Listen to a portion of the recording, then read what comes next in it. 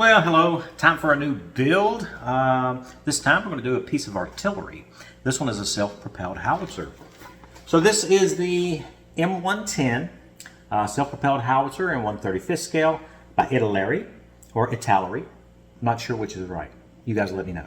So, yes, and as you can see, it is a 8-inch or 203 millimeter bore howitzer. And this is kit 6574. 6574. And quick look around the box here. Pretty typical artwork there. I'm not an art critic, so you decide. We just saw this end of the box for a vertical display there. There's nothing on the back. And then on the other end, we have this picture right here. It does tell us that it is for 14 years and up, right there. So I think I met that. So on this side here, we do have different languages. This is just a brief history of the vehicle, and then over here we have two color schemes there. Well, it's the same color, but with different markings that are displayed here on the box. I think on the box it says something about decal sheet for 4 different versions, and also they have the new gluable rubber tracks. Now this kit is a 2020 release. It says new parts release of the kit that originally started out in 1989. So you're not getting the 2020 kit.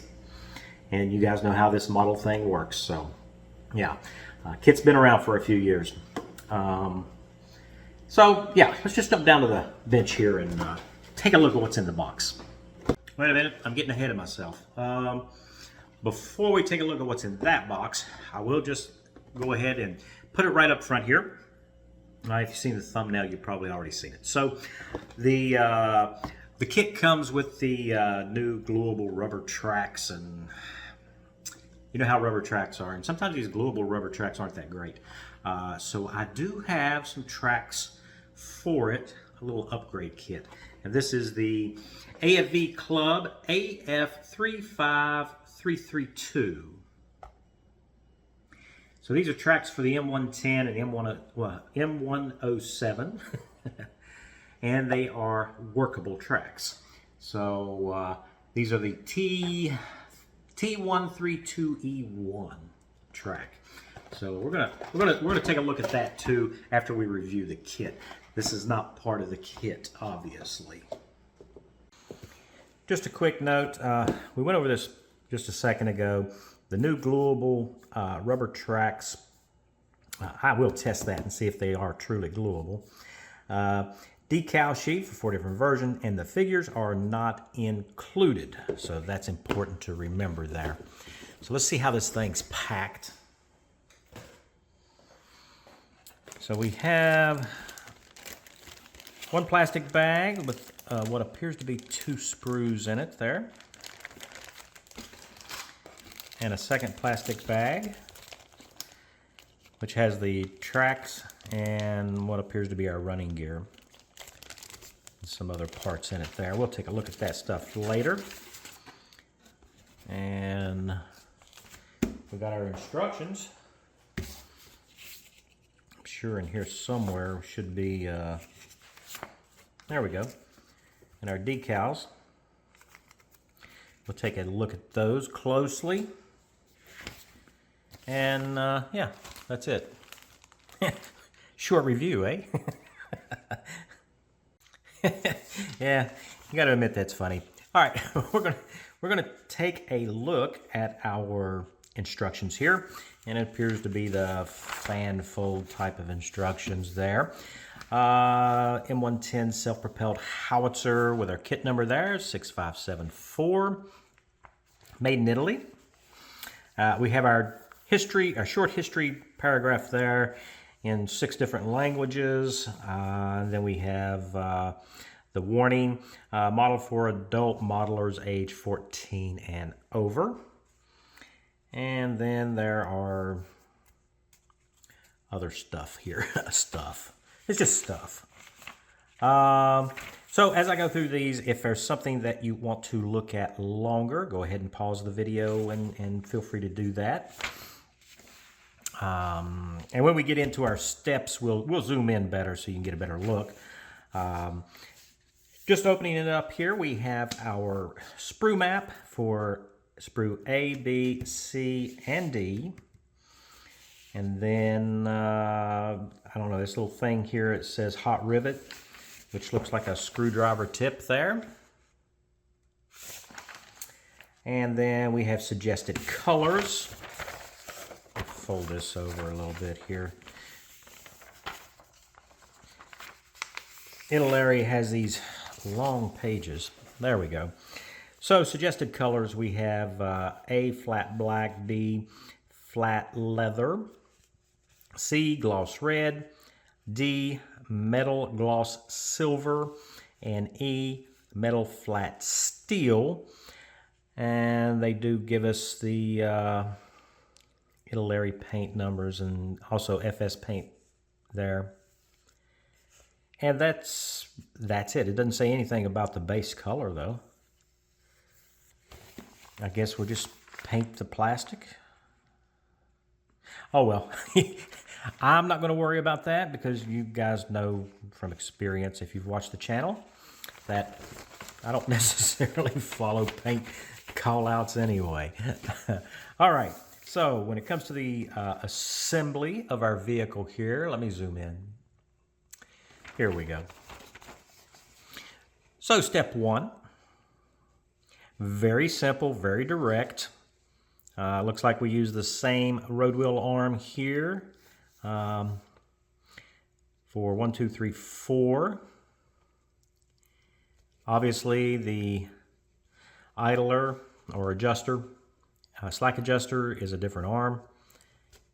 All the road wheels are the same. You have to build up 10 sets of those. And then of course you have your drive sprocket assembly here, along with the final drive hub.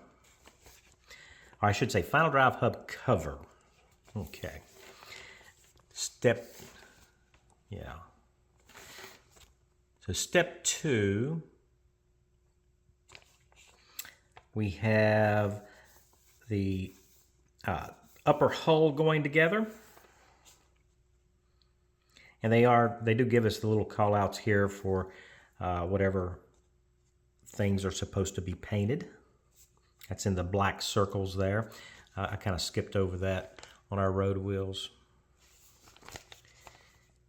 And then step 3, we're building up with all the little accessories here on the upper hull. I'm really glad that they're telling us to put this hull together before they add all of this little stuff, which may get in the way if you have gaps and stuff that you need to fix. So that's very logical.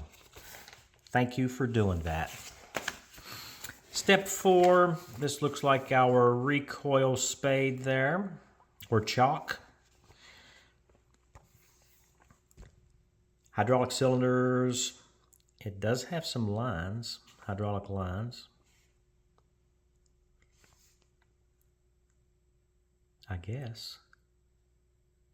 Oh, I see what they're saying. That's that hot screwdriver tip. And they're telling us to put it on this pin and then put the cover over it and then melt the end of the pin down. That's what they're saying.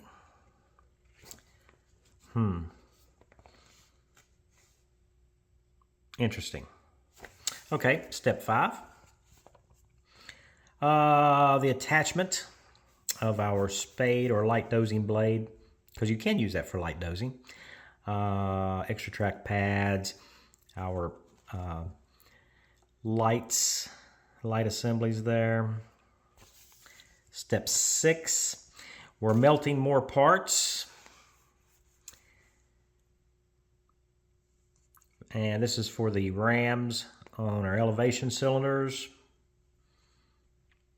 Got the gun carriage there, turntable.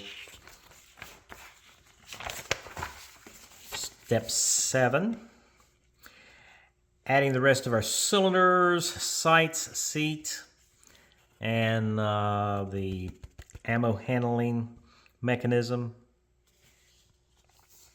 Step 8, we're doing the gun tube and breech. Also, there's a piece of ammunition there. Step 9, attachment of our fully assembled artillery piece, seats, lights, and tracks. And these are the tracks that they're telling us. Do not use liquid cement glue. Use only, I always get this wrong, cyanoacrylate glue, or CA. That's why I never say that word. So yeah, and you have 2 track assemblies there, of course. And then we get into, I think that's it. Okay. Then we get into our different paint schemes. We'll zoom back out for that. There we go. So this is where they're telling us our flat olive drab. So the first color call-outs that we looked at are for the details, I guess. So olive drab, gunmetal, flat rubber, and in some cases red. That's really about it. So we have 2 versions of the gun here. Without a splinter shield. One here that does have a splinter shield on it. And then the last one here, which I kind of like that look right there. Of course, we've introduced another, let's see, flat white, another color there. Yeah, so take your pick, whatever you would like to build there. And none of these have a color scheme. Now, I will tell you that this, this gun did serve with the U.S. Army up through, I think it was introduced in like 1960, but it served all the way up through the mid-1980s. So it's in Europe, not unusual to see these with a camouflage pattern if you want to do something much later. And then that's it. There we go. So we have our decals. So first of all, we'll just look at what they are. Printed by Sanchetti Buccinasco. Looks like Milan, Italy there. I'm sure I butchered that, so don't get mad at me. I'm a hillbilly for a reason. So yeah, the carrier film, it is glossy, which is something that's very common. Doesn't appear to be too awfully thick, but it does have a little bit of body to it, as you can tell there. I don't normally have issues with ITALERI decals, so we have our common markings there, and then we have for Group A, if you choose this build, Group B, and C, and then D. So we have our 4 different builds here, and they have separated this with those little black dotted lines there to distinguish which grouping. So you'll use the common ones plus whichever one of the vehicles that you intend to build, or just do your own. It's just entirely up to you. So it's nice that they do have those divisions there, so we're not searching all over our decal sheet here to try to find the decal and then end up putting the wrong one in and mixing them up. So that's nice. I like that. So straight into our plastic.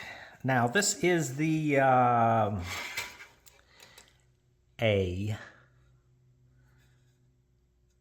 I don't know what the 248 stands for, but this is A, Sprue, and let's just start with the lower hull here. There's only 3 pieces on here. So this is the lower hull. We do have weld seams. Isn't that nice? Usually such things don't exist. Now, I do see some sink marks. Now, we're never going to see them on the bottom of the vehicle, but they are present. But they do have that scribbly weld going on there. I mean, it's a better weld than I can probably make, so yeah, we'll definitely go with it. And these are all, of course, welded hulls here. There's not much detail on the side of it there. Of course, you wouldn't expect it to be because there's not much there to begin with in reality. We got some bolt patterns there around where our road wheel arms come out of the hull for our bearings and what have you.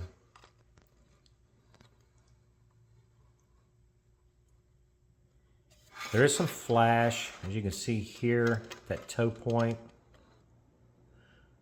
or that could be for our recoil spade or chalk. Not sure yet. No detail on the top side.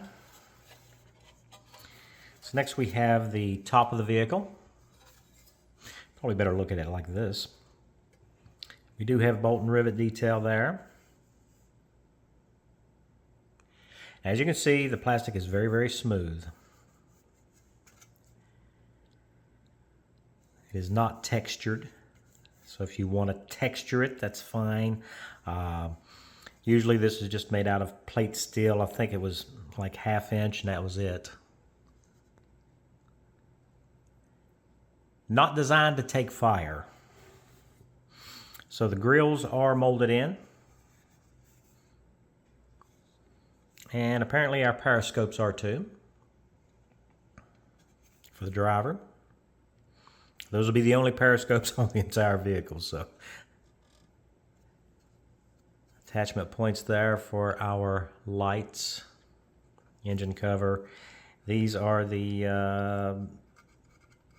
little rubber dust shields. I think they're rubber on the front.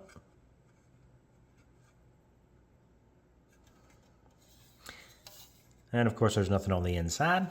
Doesn't need to be. So that's Sprue A. Next up we have Sprue B, which is road wheels and our vehicle sides and our spade or chalk there.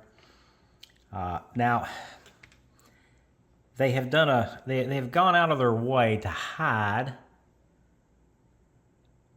where the tab is. It tells us what sprue it is.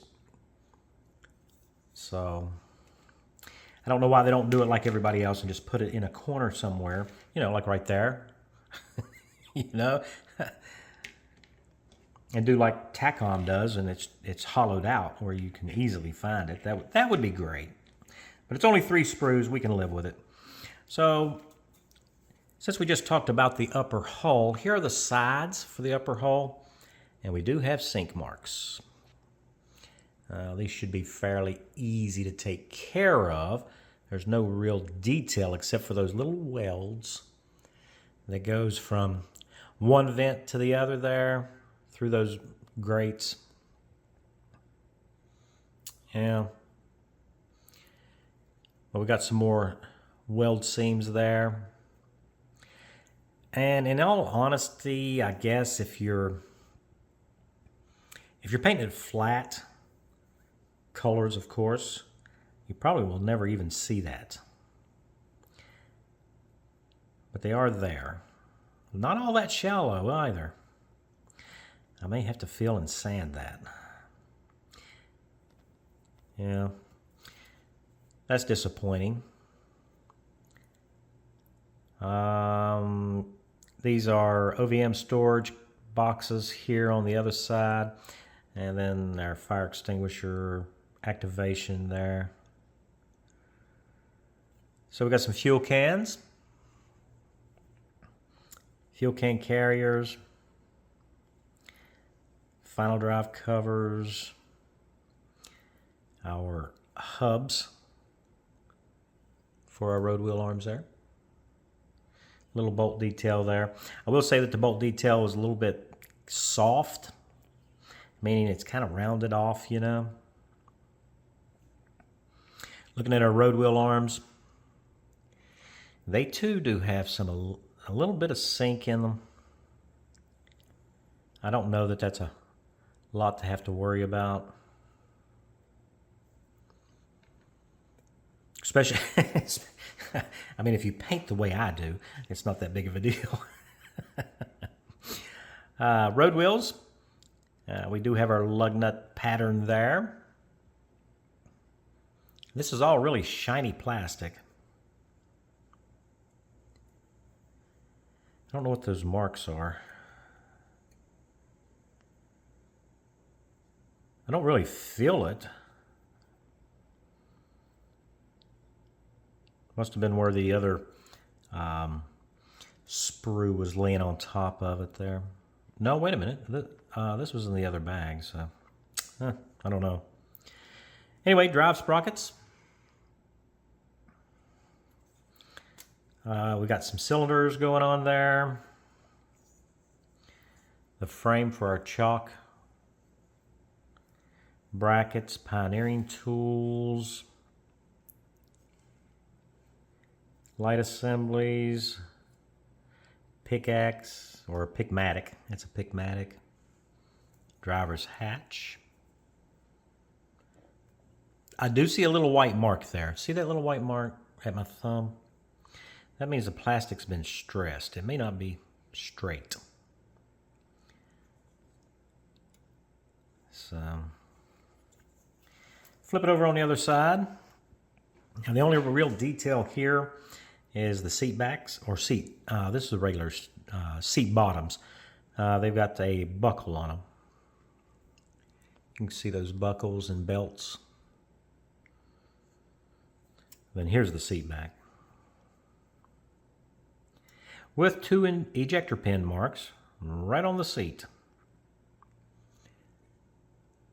Yeah, disappointing there, but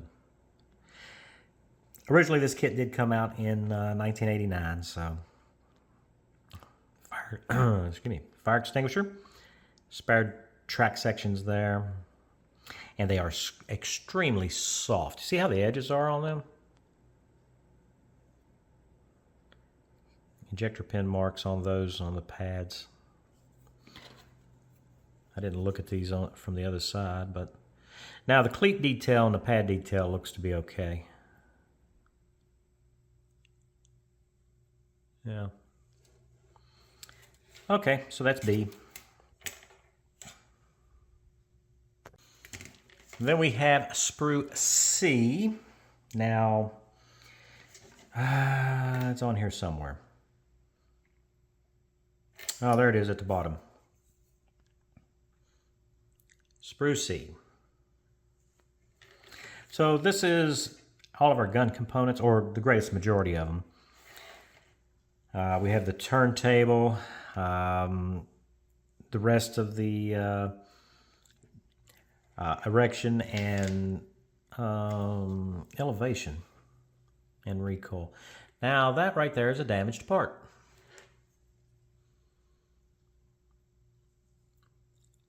Kind of caught my eye with the white mark in it. So this is apparently fairly brittle plastic, because brittle plastic does that. Or harder plastics, I should say. Now the detail's not too bad.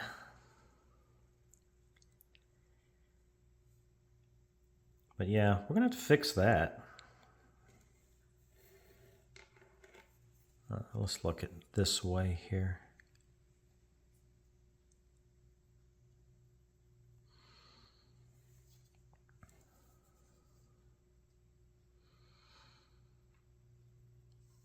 All your little hydraulics and stuff there.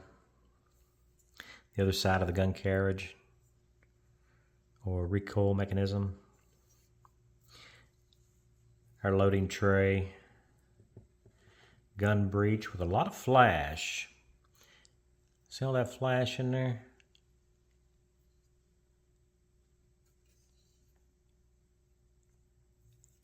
Huh. I mean, you know, it's nothing that you can't clean up, but it's our turntable. I think on the other side there's more detail. More cylinders here, probably elevation. And then apparently our gun with the carriage slides here, and the this is the muzzle end of it. All, of course, apparently this gun is in 1, 2, 3, 4 plus breech 5 pieces. We'll see how that goes together. And we do have ammunition. Appears to be 3 shells, because they are in halves.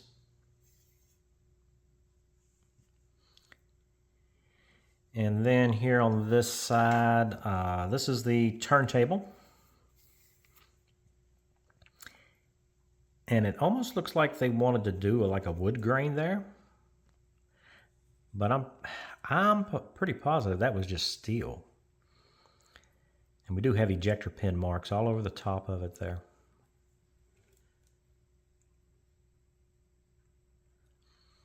Come on, ITALERI, you can do better. I do see a mold mark there too.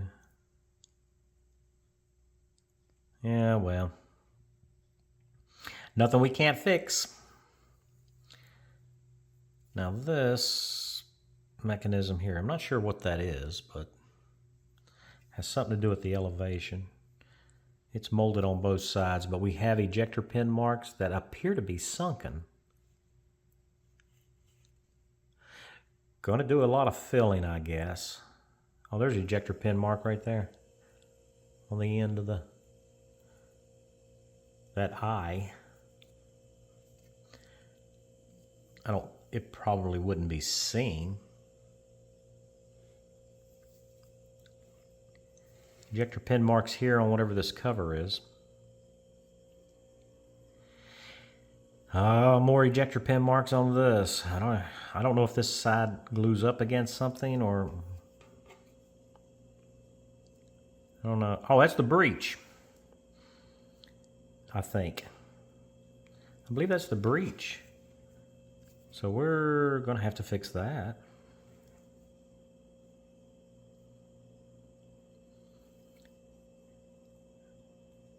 Little disappointed, but now this is basically a 1989 kit, so yeah. It'll look good when we're done, after you guys do all the hard work. All right, so that is Sprue C. So this is labeled as D, Sprue D right there. These are our tracks. And right off the bat, right in the middle, we have a mold seam.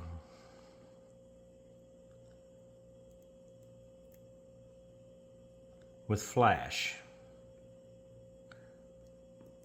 Of all the places you could have put that, that's not necessarily the best one. Well, I mean, it's better than along the edges. Now, speaking of the edges, they're not that bad. I have seen a lot worse. And these rubber band style tracks are so difficult to clean up. So no, it just looks like we just need to do the centers if we're going to use these tracks where that mold seam is. On the opposite side, however, we have a million little ejector pin marks.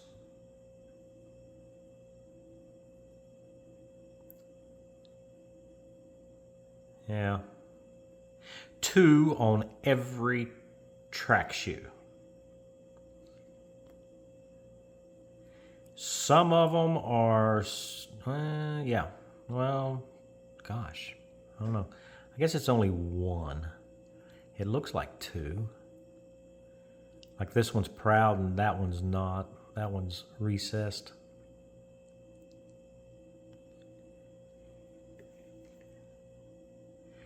But I guess it's only one. They've zigzagged them all the way down the tracks. On the trackpad side, it's actually not bad detail. You can see the cleats that wing off left and right, and then we have our rubber track pads in the center. Not bad, and you can see the hinge detail. That's what it looked like, so in real life. All right, so those are our tracks, if you choose to use them. So that's the kit. Now, we've just looked at those tracks, and I knew I didn't want to do the rubber style tracks, the rubber band style track. I mean, they're fine for beginners, but if you want to upgrade, there are some choices out there. This is the one that I've chosen, which may be a good idea or may not. I don't know. So these are from AFVClub. Now, sorry about the glare. 1/35 scale. Part number is AF35332. And these are for the M110 and M107. Both of them are howitzers, self-propelled. So,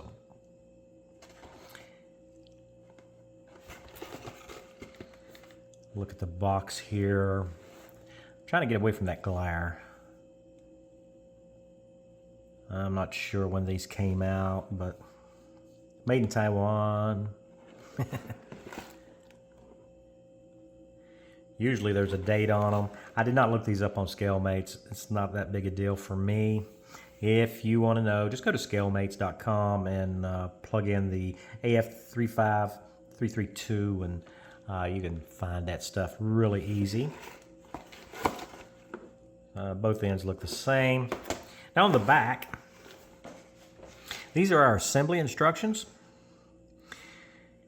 So you got two steps. Step one is snapping together our track links. Step two is installing the pads. And that's it. I don't know how hard that's going to be to do. We're going to find out when we go to build it. They do show us what the parts are here up front.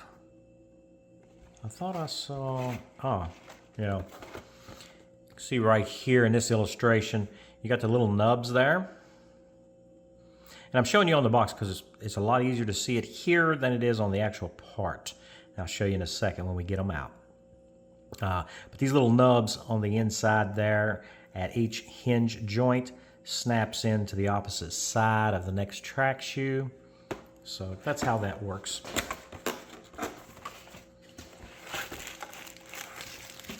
So yeah, that's it. This is what you get. I haven't opened them, so we're gonna open those right now.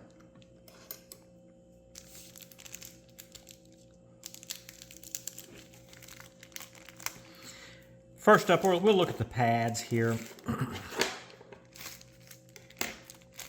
So we get two sprues of number 1. It says number 1 right there. And these are just the pads. That's all you get.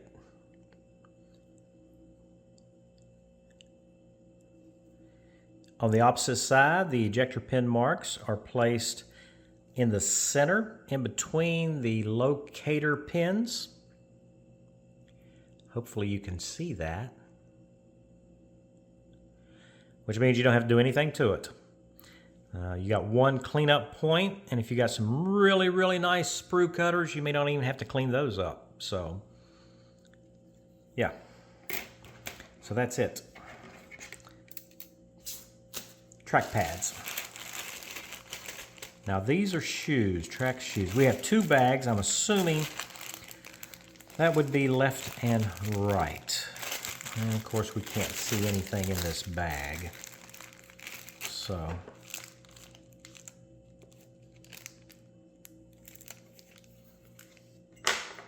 I'm doing my best to not lose any of these. So, okay. All right. I hope that you can see what I'm seeing. There is just a little bit of flash on the corner there.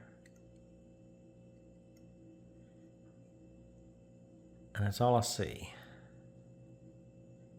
Maybe a little bit right there. Yeah, just a little bit there. Which I think, well, there's a little bit more there. You can see the, right off on the edge there.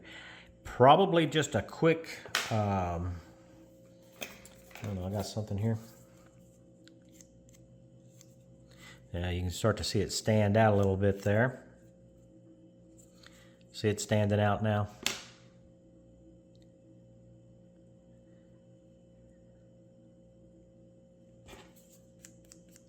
At first I was going to say that it looked like they was going to be really easy to take care of. I mean, they may still be.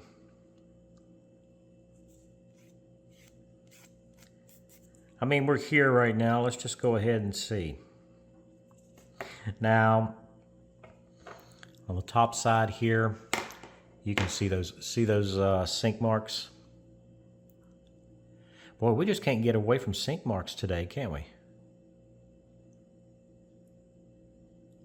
I'm pretty sure they didn't have sink marks in them originally.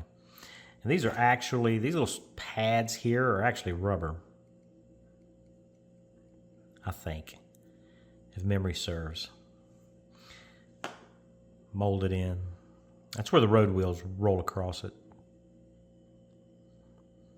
There's a little bolt down in there. See that little bitty bolt detail there? That is, that's what holds your track pad on in real life. Anyway, I am curious to see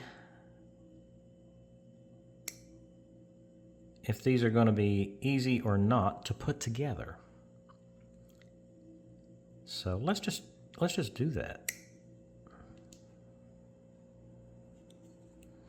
Watch me have picked the only 2 track shoes in the whole kit that are impossible to get together. Now they are very small, so they're quite small. I'm not even going to clean them up. I'm just going to stick them together, or I'm going to try to stick them together.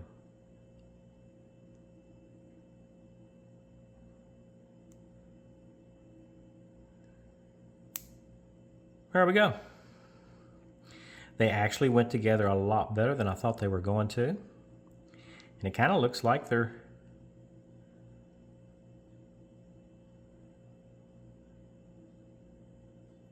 pretty durable. Yeah. All right. I mean, this is going to be annoying.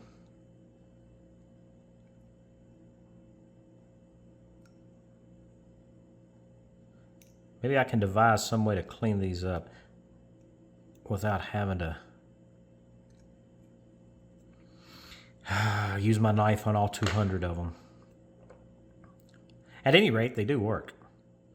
And they went together rather well. And I didn't even clean up the where I cut them off the sprue. I can see where that will need to be done. Now, if you are going to build it on a diorama or something like that, then you can probably just get away with throwing a lot of mud on it. So, at any rate, man. Yeah, I don't like the flash, but and these are all, since it's a movable track, you don't want to use any extra thin or anything on it, unless you do that before you cut them off the sprue. Try to melt that stuff away. I don't know.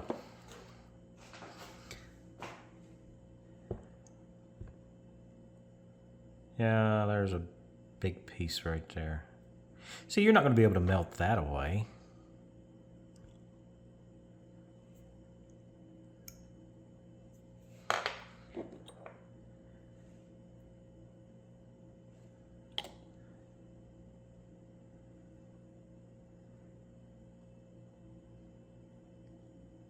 Huh.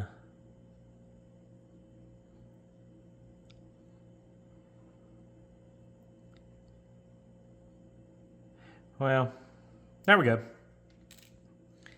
That's what we have to work with there. I better put the lid back on that. So that'll be interesting. Okay. So yeah, that's it. That's our M110 by ITALERI and our AFVClub Workable Tracks, which we're going to use on our kit there.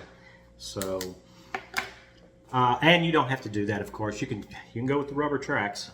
It's entirely up to you.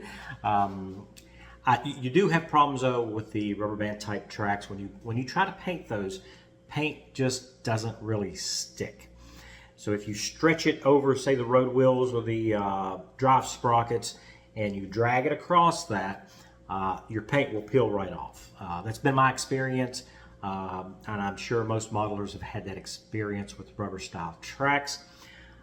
These little tracks here, I think they're really great tracks. They're just going to be, got a little bit of flash to clean up on them. And it's not a lot, but if all of them are like that, well, you be the judge. May take a little while to do that. So, all right, that's it. Special thanks to all my subscribers. It's because of you guys that I keep making these videos. Hope that you enjoyed this one and got something out of it. And then if you are new to the channel and not a subscriber, I hope today I earned your subscription. So that's just a quick look at these items that we're going to be using in our next build. Mainly the kit, which has some sink here and there, or road wheel arms, you know, and down that one side a little bit, and on a couple of the other parts. And then we did have that damaged part, and that was actually bent, which had to have happened in the factory because there's no box damage, and the box wasn't full enough, you know, to actually cause that. So I think that happened before those parts made it to the box. So, but that's what you get. So, all right, that's it for this video. I hope to see you guys next Friday, and we're going to start building this. So you guys stay safe.